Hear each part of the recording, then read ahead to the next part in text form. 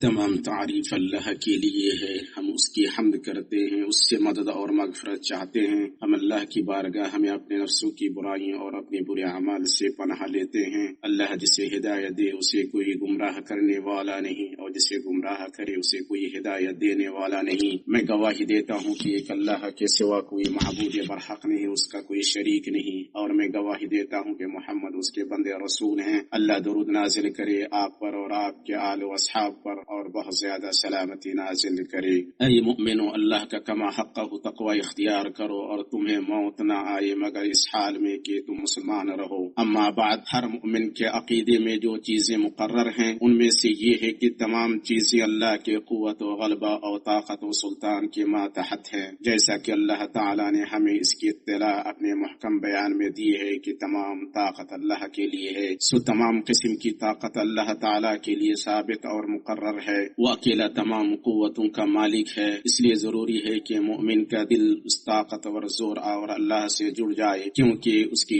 قدرت ہر قوت پر فائق اور اس کی طاقت ہر طاقت پر غالب ہے۔ بے شک تیرا رب طاقتور غلبہ والا ہے۔ اس لیے مومن کو یقین ہوتا ہے کہ اللہ تعالیٰ کو کوئی چیز عاجز نہیں کر سکتی، نہ اس پر کوئی چیز غالب آ سکتی ہے، نہ اس سے کوئی چیز چھپ سکتی ہے۔ وہ ہر چیز پر قادر ہے، ہر چیز کا مالک ہے، ہر چیز کا احاطہ کیے ہوا ہے، ہر چیز کا جاننے والا ہے۔ وہ جو چاہتا ہے کر گزرتا ہے، اور جو چاہتا ہے فیصلہ کرتا ہے۔ اللہ کے بندوں، قوت کی فقہ میں سے یہ ہے کہ اس پوری کائنات کی تدبیر اللہ تعالیٰ کے ہاتھ میں ہے، اور اس کے سوا جو ہے وہ اپنے لیے کسی قوت و طاقت کا مالک ہے، نہ نفع نقصان کا، نہ موت و زندگی کا، اور نہ دوبارہ زندہ کرنے کا۔ تو وہ کیسے دوسروں کے لیے ان باتوں کا مالک ہو سکتا ہے؟ قوت کی فقہ میں سے یہ ہے کہ مخلوقات میں سے جو بھی اپنی قوت پر نازع ہوا، اسے عظیم سمجھا اور اس پر بھروسہ کیا، وہ ناکام اور ہلاک ہوا۔ ابن کثیر رحمہ اللہ نے کہا، اللہ تعالیٰ نے فرمایا، اور رہی بات عاد کی تو اس نے بغیر حق زمین پر تکبر کیا، یعنی زیادتی کی، سرکشی کی اور نافرمانی کی، اور کہا، کون ہے جو ہم سے زیادہ طاقتور ہے؟ یعنی اپنی مضبوط ساخت اور قوتوں کو جتلایا اور سمجھا کہ وہ ان کی بدولت اللہ کے عذاب سے محفوظ ہو جائیں گے۔ کیا انہوں نے نہیں دیکھا کہ وہ اللہ جس نے انہیں پیدا کیے وہ ان سے زیادہ طاقتور ہے؟ یعنی کیا وہ اس ذات کے بارے میں نہیں سوچتے ہیں جس کی دشمنی کا مظاہرہ کرتے ہیں؟ وہ صاحب عظمت اللہ ہے جس نے چیزوں کو پیدا کیا اور ان میں انہیں اٹھانے والی طاقتیں ودیت کی، مگر انہوں نے اس جبار سے دشمنی کا مظاہرہ کیا، اس کی آیات کا انکار کیا، اس کے رسول کی نافرمانی کی۔ اس لیے اللہ تعالیٰ نے فرمایا، بالآخر ہم نے ان پر ایک تیز و تند آندھی چلائی۔ بھائیو، انسان ہر اعتبار سے اور اپنے ہر معاملے میں کمزور ہے۔ اللہ تعالیٰ نے فرمایا، اور انسان کو کمزور پیدا کیا گیا۔ ابن قیم رحمہ اللہ نے آیت کے مطلب کے سلسلے میں وارد اقوال کا ذکر کرنے کے بعد لکھا ہے،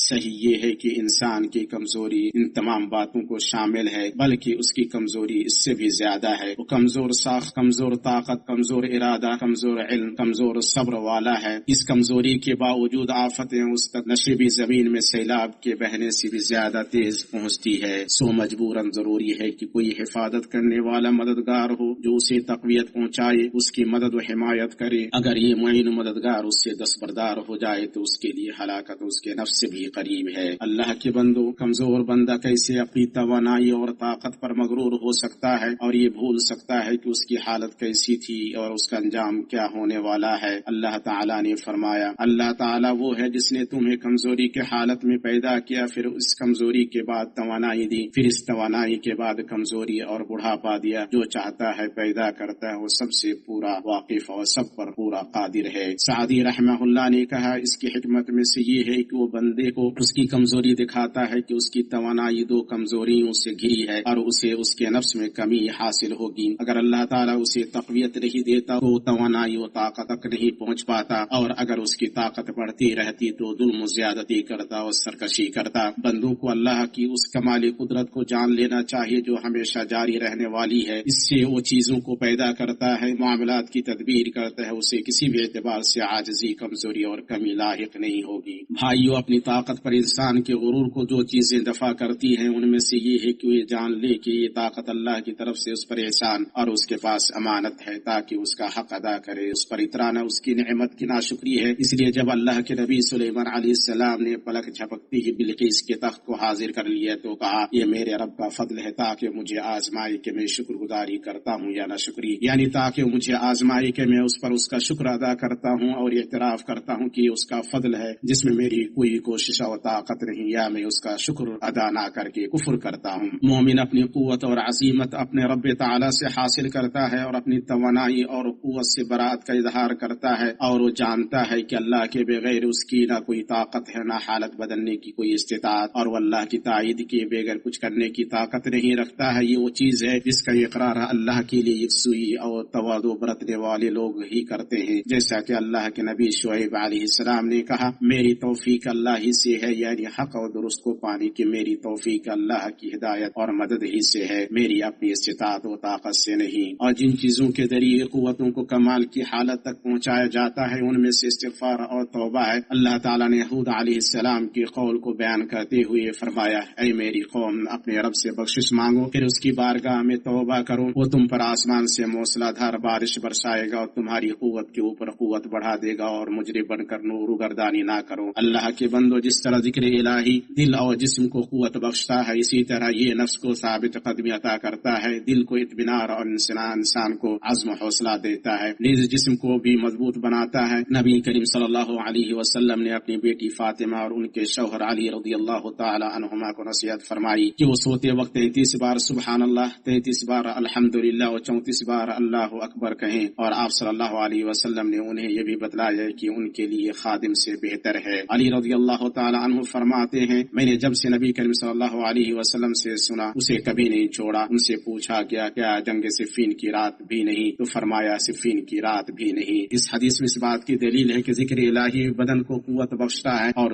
इस जिक्र की बरकत से जिस्म को ताकत हासिल होती है। शेखुल इस्लाम इब्न तैमिय्या रहमहुल्लाह फरमाते हैं, जो शख्स सोने से पहले तस्बीह करने का आदी हो उसे अपने उमूर की अंजाम दही में चुस्ती और कुव्वत हासिल होती है और इबादत में भी ताकत मिलती है। अल्लाह के बंदो, मोमिन अपनी कुव्वत और मदद बुलंदो बरतर अल्लाह से हासिल करता है। अगर उसका दिल असबाब पर भरोसा करे तो अल्लाह उसे उन्हीं के सुपुर्द कर देता है, लेकिन अगर वो रब असबाब पर एतमाद करे और उसी पर तवक्कुल करे तो अल्लाह उसे कभी भी यार और मददगार नहीं छोड़ेगा। यही बात अब्दुल्लाह बिन रवाह रज़ियल्लाहु ताला अन्हु ने अपने साथियों को याद दिलाई जब उन्होंने फरमाया, अल्लाह की कसम, हम लोगों से ना तादाद से, ना साजो सामान और ना ही कसरत से लड़ते हैं, बल्कि हम उसी दीन की कुव्वत से लड़ते हैं जिसके जरिए अल्लाह ने हमें इज्जत बख्शी है। चुनांचे मोमिन अपनी किसी ताकत का एतबार नहीं करते, चाहे वो जितनी ज्यादा हो, और ना ही अपनी तादाद और साजो सामान पर मगरूर होते हैं, ना ही उन पर मुकम्मल भरोसा करते हैं। हालांकि उन्हें रूहानी और मादी ताकत के असबाब इख्तियार करने और कमजोरी तस्लीम न करने का हुक्म दिया गया है, जैसा कि अल्लाह ताला ने फरमाया, और उनके मुकाबले में जिस कदर तुमसे हो सके कुव्वत और घोड़े तैयार रखो। और जब भी किसी ने अपनी ताकत और कसरत पर गुरूर किया तो ये उसे कुछ फायदा ना दे सका, जैसा कि गज़वा हुनैन में सहाबा किराम रज़ियल्लाहु ताला अन्हुम के साथ हुआ। जब कहा गया आज हम तादाद में कम होने की वजह से मगलूब नहीं होंगे तो इब्तिदाई मरहले में उन्हें शिकस्त का सामना करना पड़ा, लेकिन जब वो संभले तो अल्लाह ने उन्हें फतह अता फरमाई। अल्लाह के बंदो, और कुव्वत की फिक्र में से ये है कि फतह व गलबा का पैमाना दिल है, महज मादी कुव्वत नहीं। अल्लाह ताला ने फरमाया, हम अनकरीब काफिरों के दिलों में रोक डाल देंगे, और फरमाया ताकि वो तुम्हारे दिलों को मजबूती अता करे। इसी तरह उम्मत इस्लामिया की ताकत और इस्तेकाम उसकी वहदत और इत्तेहाद पर कायम है, और इख्तिलाफ व तफरका नाकामी और हैबत व गलबे के जवाल का सबब है, जैसा कि अल्लाह ताला ने फरमाया, और आपस में झगड़ा ना करो वरना तुम नाकाम हो जाओगे और तुम्हारी हवा उखड़ जाएगी। भाइयों, कुव्वत की फिक्र में से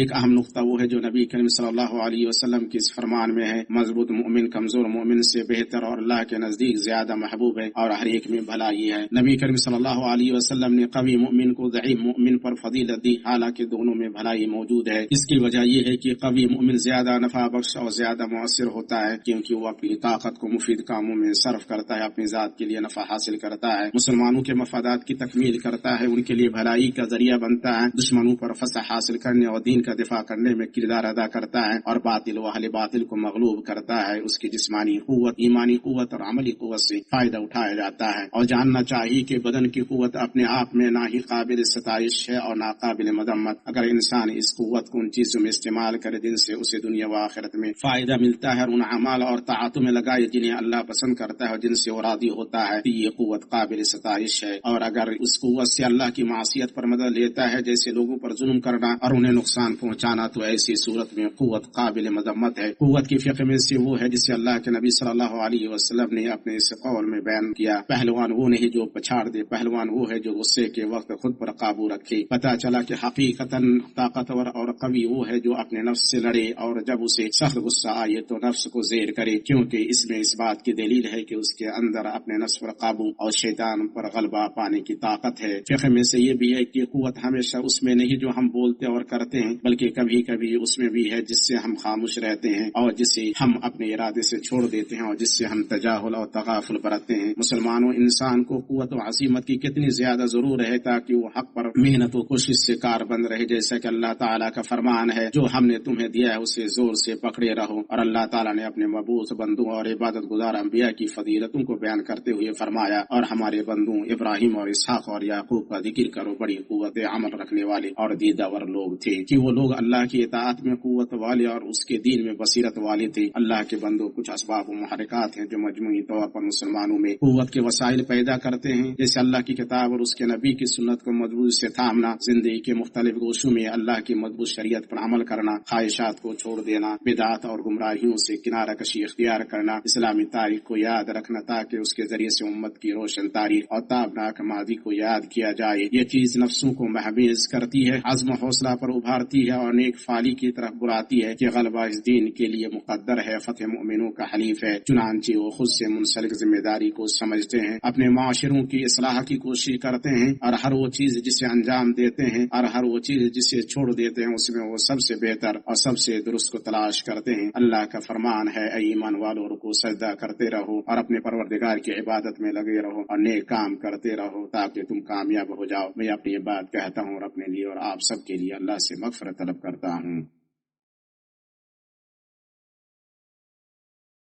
ہر قسم کی تعریف اللہ کے لیے ہے جو قوت و جبروت والا ہے۔ میں اس پاک ذات کی حمد بیان کرتا ہوں اور اس کا شکر بجا لاتا ہوں، اس کی جناب میں توبہ کرتا ہوں اور اس سے مغفرت طلب کرتا ہوں، اور میں گواہی دیتا ہوں کہ ایک اللہ کے سوا کوئی معبود برحق نہیں، اس کا کوئی شریک نہیں، وہ زندہ جاوید ہے، اسے موت نہیں آئے گی، اور میں گواہی دیتا ہوں کہ محمد اللہ کے بندے اس کے رسول ہیں۔ درود و سلام اور برکت نازل ہوں آپ پر اور آپ کے آل و اصحاب پر، اور بہت زیادہ سلامتی نازل ہو۔ اما بعد، اللہ کے بندو، مسلمان کی زندگی میں قوت کے متعدد مظاہر ہیں، جیسے ایمان اور اسے مضبوط سے پکڑنے کی قوت، صحیح عقیدہ اور درست منہج کی قوت، دین پر ثابت قدمی اور حق کو مضبوط تھامنے کی قوت، نفع بخش علم سے حاصل ہونے والی بصیرت کی قوت، عبادت اور اطاعت اور بھلائی کے معاملے میں باہم سبقت لے جانے کی قوت، تکلیف دہ تقدیر اور مصیبت پر صبر، اللہ کے لیے مشقتوں کو برداشت کرنے کی قوت، عزیمت و ارادہ، شہوتوں سے بچنے اور نفس پر قابو پانے کی قوت، فکر و رائے اور معاملات کو ان کی درست جگہ رکھنے کی قوت، ذمہ داریوں کو ادا کرنے اور امانتوں کی حفاظت کی قوت، اللہ کی طرف دعوت دینے، خیر خواہی کرنے، بھلائی کا حکم دینا اور برائی سے روکنے کی قوت۔ اللہ کے بندو، اللہ کی کتنی عظیم نعمت ہے اس شخص پر جو اپنی محنت اور طاقت کو جائز راستے میں صرف کرتا ہے، اپنی زندگی میں اپنے اعضاء و جوارح اور قوتوں سے لطف اندوز ہوتا ہے اور اپنی طاقت اور چستی کو کمزوری اور عاجزی سے پہلے غنیمت جانتا ہے۔ بعض علماء ایسے بھی تھے جنہوں نے 100 سال سے زیادہ عمر پائی اور وہ اپنی قوت اور عقل سے لطف اندوز ہوتے رہے۔ ان سے ان کے بارے میں پوچھا گیا تو انہوں نے کہا، ہم نے نوخیزی میں ان اعضاء و جوارح کو گناہ سے محفوظ رکھا تو اللہ نے بڑھاپے میں انہیں ہمارے لیے محفوظ رکھا۔ اللہ کے بندو، ہم شعبان کے مہینے میں ہیں جو رمضان کے لیے پیش خیمہ ہے، اور اس مہینے میں نبی صلی اللہ علیہ وسلم سے کثرت کے ساتھ روزے رکھنا ثابت ہے۔ ابن رجب رحمہ اللہ شعبان کے روزے کی حکمت بیان کرتے ہوئے فرماتے ہیں، شعبان کے روزے رمضان کے روزوں کی مشق کے طور پر ہیں تاکہ رمضان کے روزوں میں مشقت اور دشواری نہ ہو، بلکہ انسان پہلے سے ہی